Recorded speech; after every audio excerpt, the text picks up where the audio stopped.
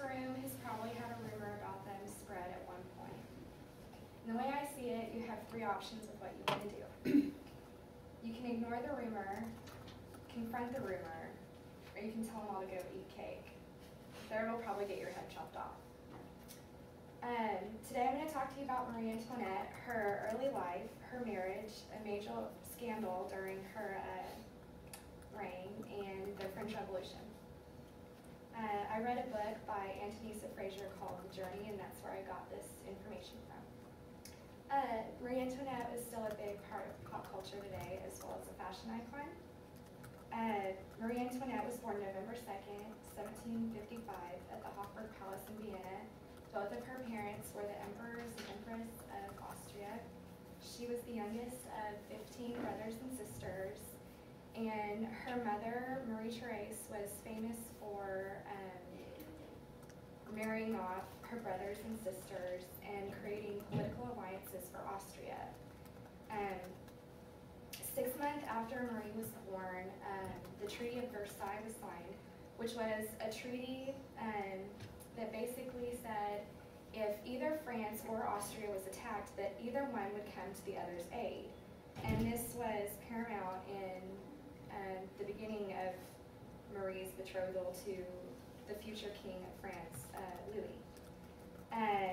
Marie was also encouraged as a child to play with common children, and it helped her get this reputation of someone who was sort of an idol and who was not judgmental and saint-like and just not superficial, and that later changed in life. She had the complete opposite reputation.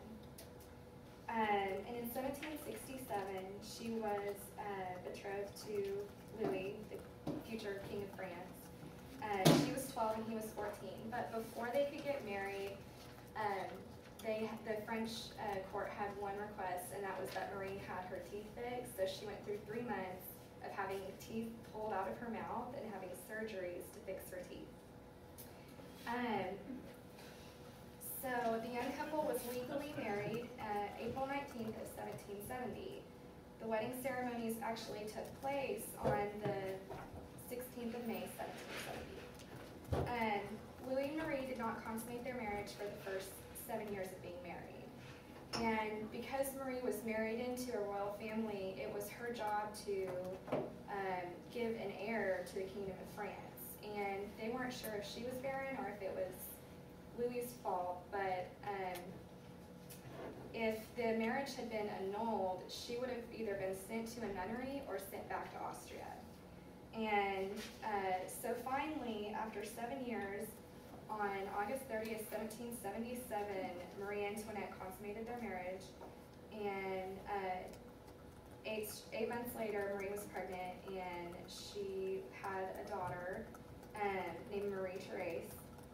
On October 22nd, she gave them a dauphin, which is the future king of France, Louis Joseph Xavier, and she had 3 miscarriages and 1 more child during her lifetime, and all of her children, except for the last daughter, died later in life, before she turned 37.